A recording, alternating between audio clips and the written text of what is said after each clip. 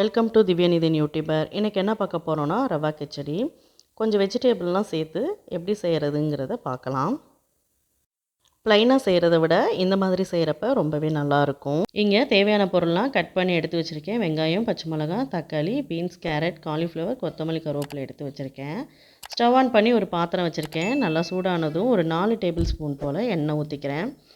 எண்ணெய் சூடானதும் ஒரு 3/4 டேபிள் ஸ்பூன் கடுகு சேர்த்து நல்லா பொரிஞ்சதும் 4 பல் பூண்டு தட்டி வச்சுருக்கேன், அதையும் இதோட சேர்த்துக்கிறேன்.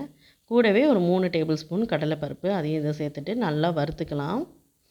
நல்லா பொரிஞ்சு வந்ததும் ஒரு கொத்து கருவேப்பிலை, கட் பண்ணி வச்சுருக்க பச்சை மிளகாய் இதோட சேர்த்துட்டு, கூடவே பெரிய வெங்காயம் 2 கட் பண்ணி வச்சுருக்கேன், அதையும் இதோட சேர்த்துட்டு நல்லா வதக்கிக்கலாம். வெங்காயம் லைட்டாக வதங்கினா போதும். அப்போ தான் கிச்சடி சாப்பிட்றப்ப அந்த வெங்காயத்தோட ஃப்ளேவர் ரொம்பவே நல்லாயிருக்கும். இப்போ கட் பண்ணி வச்சுருக்க தக்காளி, பீன்ஸ், கேரட், காலிஃப்ளவர் எல்லாமே சேர்த்துக்கிறேன். காய் சேர்த்துட்டு ஒரு 2 நிமிஷம் போல் வதங்கினா போதும். கூடவே பச்சை பட்டாணி இருந்தால் சேர்த்துக்கலாம். இல்லைனா காஞ்ச பட்டாணியாக இருந்தால் ஒரு 8 மணி நேரம் போல் ஊற வச்சு அதையும் இதோடு சேர்த்துக்கலாம்.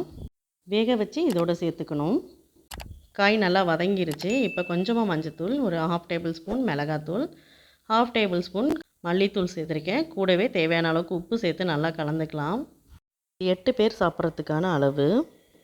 ஸ்டவ்வை லோ ஃப்ளேமில் வச்சுட்டு இந்த கப்பில் 3 கப் ரவை எடுத்திருக்கேன். அதுக்கு 1 கப்புக்கு 2 கப்புங்கிற மாதிரி 3 கப்புக்கு 6 கப்பு தண்ணி ஊற்றிக்கிறேன். ரவை நல்லா உதிரியாக வேணும் அப்படின்னு நினச்சிங்கன்னா 6 கப் தண்ணி சரியாக இருக்கும். எனக்கு கொஞ்சம் கொல கொலன்னு வேணும்னு அதனால் 1 கப் தண்ணி சேர்த்துக்கிறேன் எக்ஸ்ட்ரா. தண்ணி சேர்த்துட்டு உப்பு செக் பண்ணுறப்ப உப்பு கொஞ்சம் கூடுதலாக இருக்கணும். அப்போ தான் ரவை சேர்க்குறப்ப டேஸ்ட்டு கரெக்டாக இருக்கும்.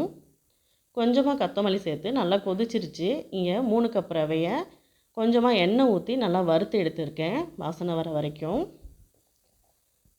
இப்போ இந்த மாதிரி நல்லா ஒரே டைரெக்ஷனில் கரண்டியை வச்சு கலக்கிட்டு இந்த ரவையை சேர்த்துக்கணும்.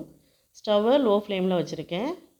ஒரு 2 நிமிஷம் போல் ரவை சேர்த்துட்டு இந்த மாதிரி கலந்துக்கணும். அப்போ தான் கட்டி விழுகாமல் இருக்கும். இதுக்கு தேவையான அளவெல்லாம் டிஸ்கிரிப்ஷனில் இருக்குது, செக் பண்ணிக்கோங்க. இடையில கொஞ்சம் நேரம் கலந்து விட்டுக்கணும். அப்போ தான் கட்டி விழுகாமல் இருக்கும். ஒரு 2 நிமிஷம் போல் ஆயிருக்கு. அதுக்கே நல்லா தண்ணி சுண்டி ட்ரை ஆகிட்டுருக்கு. இப்போ ஒரு டேபிள் ஸ்பூன் போல் எண்ணெய் சேர்த்துக்கிறேன். தேவைப்பட்டால் நெய் கூட சேர்த்துக்கலாம். சேர்த்துட்டு நல்லா கலந்து விட்டுக்கலாம். இன்னும் ஒரு 2 நிமிஷம் போல் இருந்துச்சுன்னா நல்லா ட்ரை ஆகி வந்துடும். இந்த ஸ்டேஜில் நல்லா கலந்து விட்டுட்டு இப்போ ரவை கிச்சடி ரெடி ஆகிடுச்சு. அவ்வளோதான். இந்த ஸ்டேஜில் அந்த 1 கப் தண்ணி எக்ஸ்ட்ரா சேர்த்தோம்ல, அதனால் கொஞ்சம் கொல கொலன்னு வந்திருக்கு.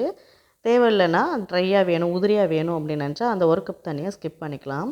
இப்போ ஸ்டவ் ஆஃப் பண்ணிவிட்டு ஒரு தட்டு போட்டு மூடி ஒரு 5 நிமிஷம் போல் அப்படியே இருக்கட்டும். அவ்வளோதான், வெஜிடபிளோட நல்லா ரவை கிச்சடி ரெடி ஆகிடுச்சு. இது தேங்காய் சட்னி குருமாவோட சாப்பிட்றதுக்கு ரொம்பவே நல்லாயிருக்கும். பீக்கங்காய் குருமாவும் இதுக்கு ரொம்பவே நல்லாயிருக்கும். ட்ரை பண்ணி பாருங்கள். இந்த வீடியோ உங்களுக்கு பிடிச்சிருந்ததுன்னா லைக் பண்ணுங்கள், ஷேர் பண்ணுங்கள். சென்டரில் இருக்க லோகோ டச் பண்ணி நம்ம சேனலை சப்ஸ்கிரைப் பண்ணிக்கோங்க. தேங்க்ஸ் ஃபார் வாட்சிங்.